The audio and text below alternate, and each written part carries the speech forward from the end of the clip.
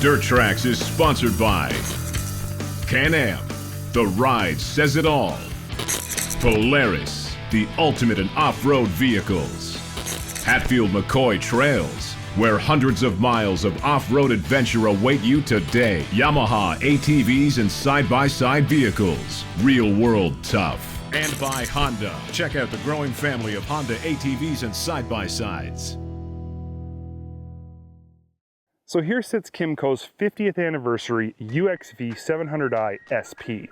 It certainly looks flashy, but how does it stack up against other comparables in a heavily saturated side-by-side market? What are its strengths and weaknesses? And is the consumer getting good value for their dollar? The UXV 700 is powered by a 695cc 4-valve liquid-cooled single. Power is transferred to the wheels via a typical automatic CVT transmission that includes low range. While not a stunner, this motor has good bottom end pull and is capable of taking you anywhere you'd realistically need to go. As a 700, it's a little on the soft side though. The claimed 45 horsepower would be decent if we didn't think that number was maybe just a tad optimistic. The chassis is largely unchanged from the last Kymco side-by-side we tested. It's solid and well built and features a double A-arm front and rear suspension setup that yields a mild 7.5 inches of travel and is damped by a set of what Kymco describes as fully adjustable shocks. Only problem is that after more confusion and investigation than I'd like to admit, I finally came to the realization that these shocks are in fact only preload adjustable. Not really as full as I was expecting based on their description. The ride is adequate. Not overly plush, but not harsh. The limited travel becomes more apparent the more gnarly the terrain becomes. Shiftable 4x4 with a locking front diff works smoothly and definitely helps when the going gets sticky. In terms of amenities, the 700i SP certainly has a few. The 700i base model is just that, very basic with few bells or whistles, and that's one thing we've always liked about it. It's pretty simple, but comes at a great price. The SP, on the other hand, has got more bolt-ons than the average person would choose to bolt on if given the choice.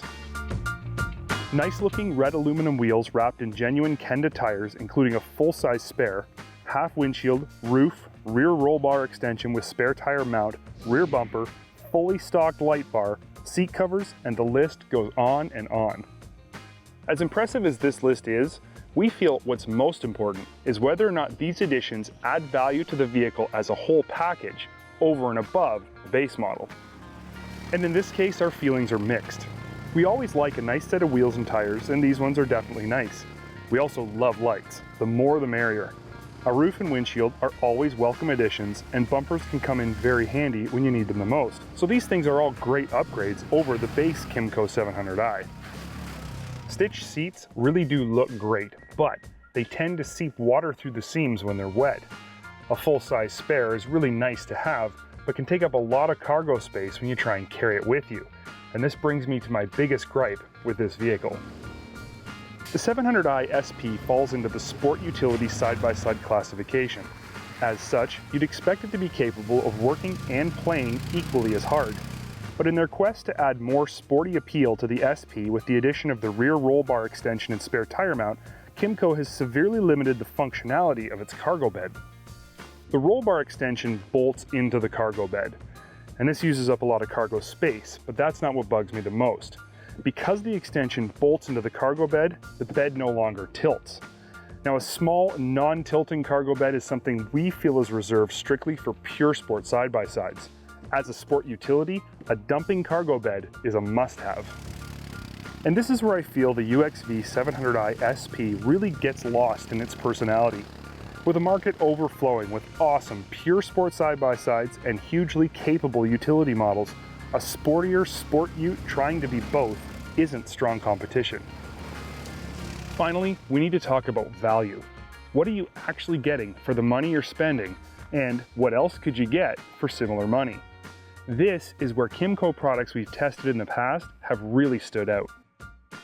The 700i SP is in the same price category as a Polaris Ranger 570 SE with EPS, a Polaris RZR 570 with EPS, or a Can-Am Commander with EPS. This means for the same money, you can buy a market-leading purpose-built utility, pure sport, or sport utility side-by-side, all of which include power steering. But in their quest to build an upgraded 50th anniversary edition UXV, we think Kymco may have strayed a little too far from what they're best at, building decent side-by-sides for an excellent price. Honestly, the base model UXV is a better value and offers more real-world usability. Its low price makes it easy to overlook anything you may not love about it. This 700i SP model simply isn't cheap enough, so those gripes tend to stand out. DirtTrax is sponsored by Brimstone, where the journey is your reward.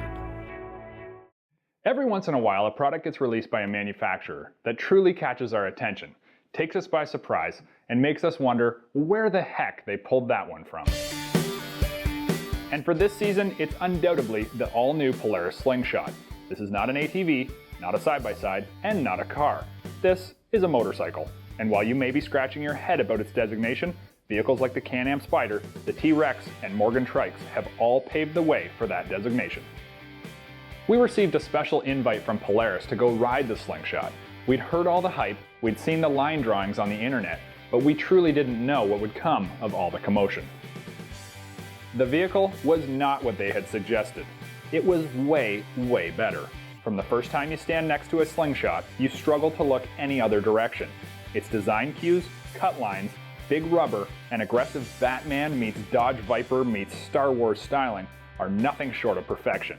If you think I'm patronizing Polaris, go stand next to one, and then we can argue. This truly is a work of art.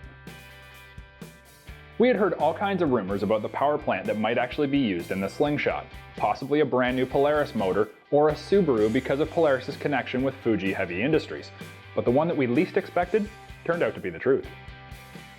Powering the Slingshot is a 2.4-liter Chevrolet Ecotec. This is the same motor that you can find in many Chev cars and pumps out 173 horsepower and 166 foot-pounds of torque.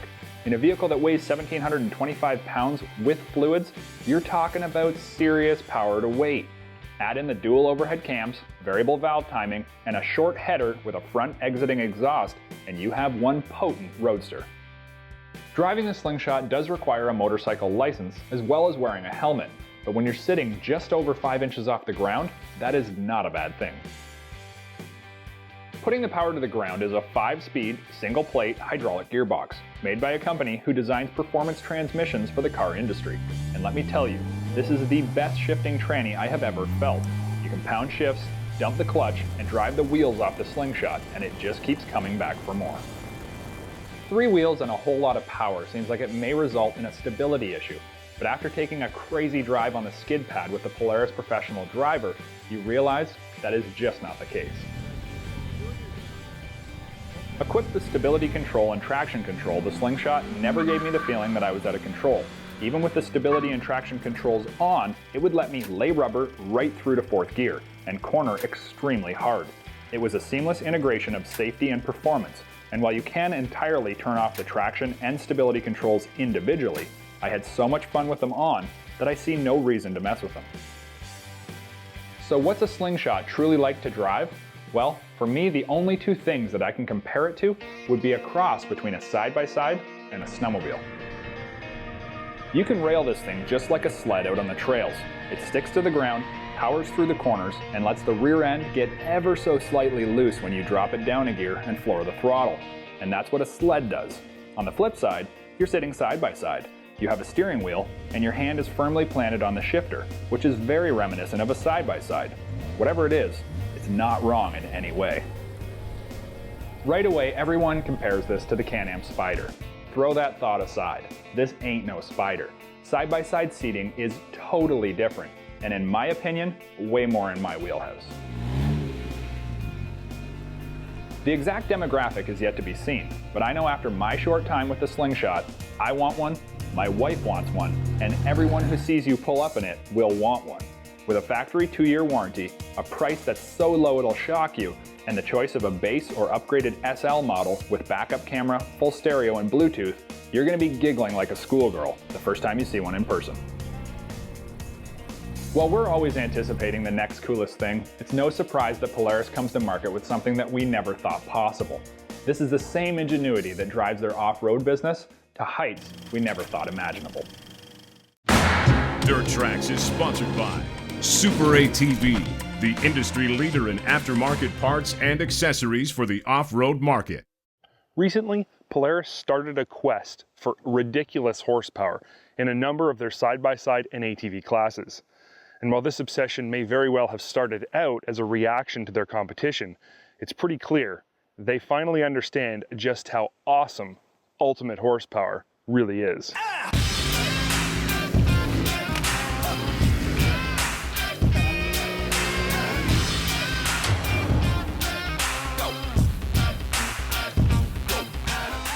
But with great power comes great responsibility. I've used this line a number of times in other test rides, but I've never felt the lesson it teaches is more true than it is here with the 1K Scrambler. Simply put, this Scrambler is just wicked fast. At 89 horsepower, it's the most powerful production ATV ever made. And with a top speed of over 80 miles an hour, I'm pretty sure this is the fastest production ATV ever made as well. And while speed is both exciting and addictive, it has to be enjoyed responsibly. At 80 miles per hour, bad things happen in the blink of an eye. Fortunately, Polaris has designed a chassis that is more than capable of handling all this power and speed. Double A-arms front and rear and a full complement of Fox Podium X 2.0 shocks mean you can tune the ride of the Scrambler for whatever conditions you ride in most. The chassis is well balanced and planted in all circumstances. Braking is linear and strong, and a set of 26-inch Carlisle 489-2 tires provide positive contact with terra firma. The narrow midsection of the chassis and sculpted seat make moving around the vehicle easy and comfortable. Polaris lists the front and rear rack capacities for this vehicle on their website. Now, this is a number that I feel is kind of unimportant. The front rack is barely a rack at all, and the rear is tiny. If you're the kind of person who's really concerned about cargo capacity, maybe this Scrambler isn't the best vehicle choice for you. Most people assume one of two things when it comes to the Scrambler 1K's power plant. They either believe it's the Razor 1K motor, or that it's a modified Sportsman 850, but neither are actually true. The 952cc single overhead cam parallel twin found in the Scrambler is not at all similar to the Razor 1K motor, though it does bear a resemblance to the 850 on the outside. Inside, it's completely different and was built from the ground up to be a 1000.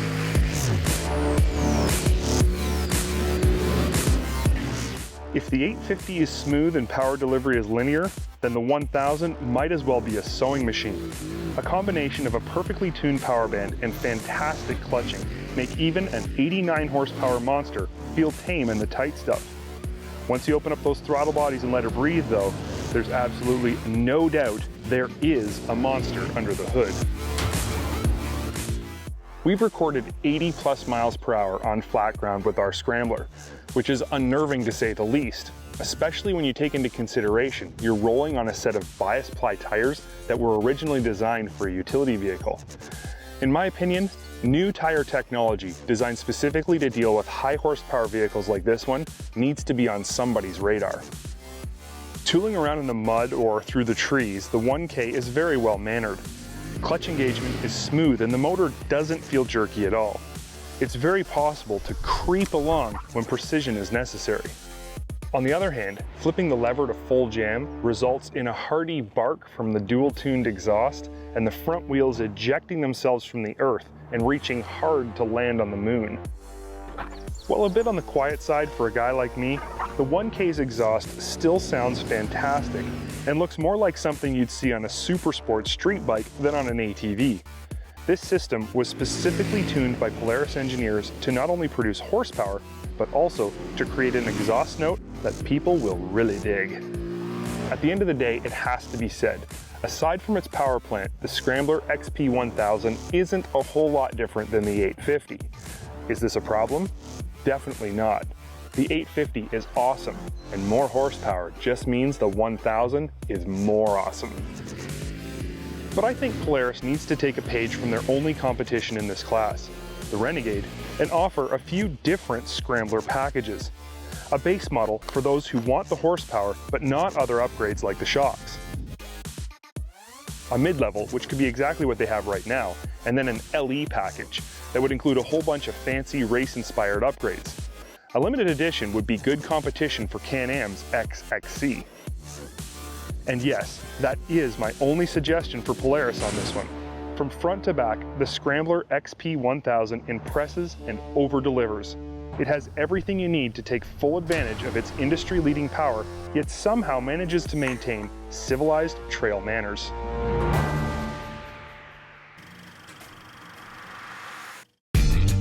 DirtTrax is sponsored by Triton Trailers. Know it, own it, haul it. Welcome back to part 2 of our Razor build, where with the help of SuperATV, I'm looking to transform our base Razor 800 into a Razor S competitor. If you missed part 1, let me bring you up to speed. We started with a base 800 Razor and stripped everything suspension related off the vehicle, including A-arms, sway bars, disc brakes with spindles, shocks, axles, and the front steering components right down to the rack and pinion.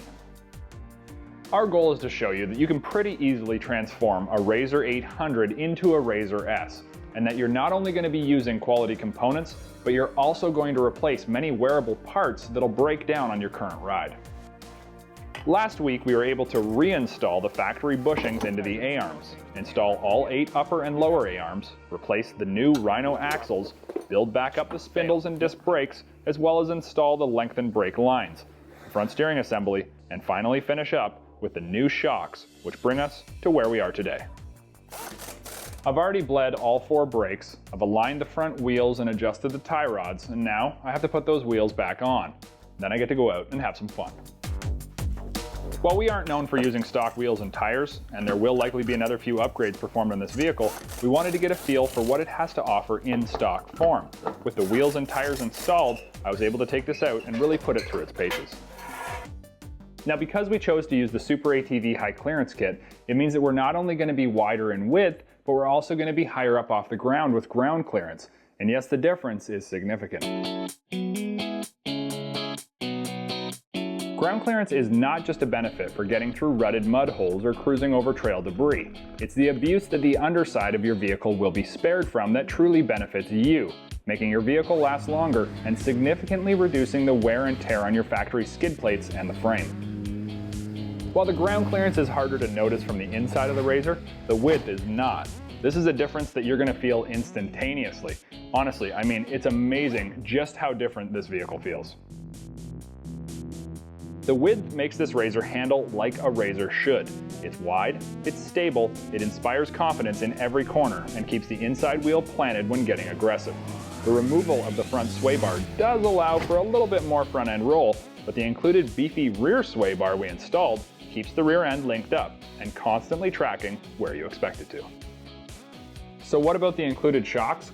Well, let me tell you this, I think you're nuts if you don't spend the extra $100 it costs to buy the 4 set of shocks for this entire rig. You gotta pay $100 to get a special bracket to use your stock steel body cheap shocks, so why wouldn't you do this for $100? These are threaded preload adjustable, they're rebuildable, and they are infinitely better than stock. Sure, it's a lesser known brand. It's easy to harp on a lesser known brand, but honestly people, $100 for 4 shocks? The threaded preload means I can get the ride right where I want it, front and rear. And because they are rebuildable, you can actually get years of enjoyment out of them. The actual compliance of the suspension is plush, plush, and plush.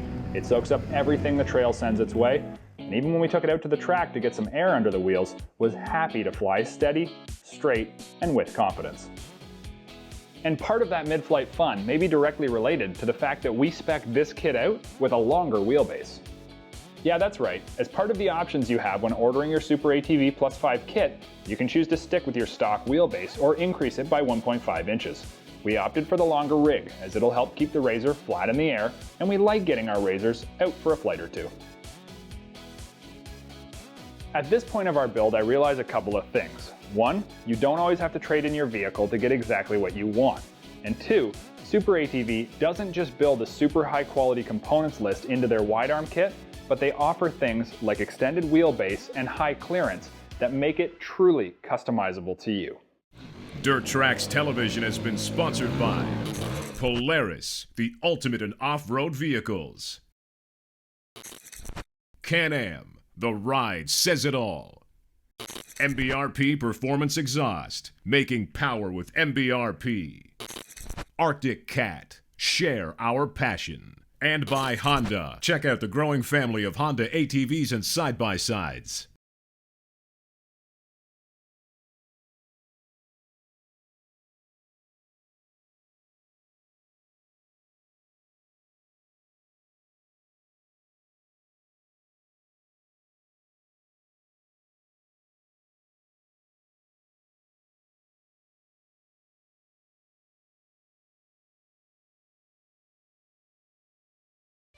If you enjoyed this video, post a comment and let us know what you think.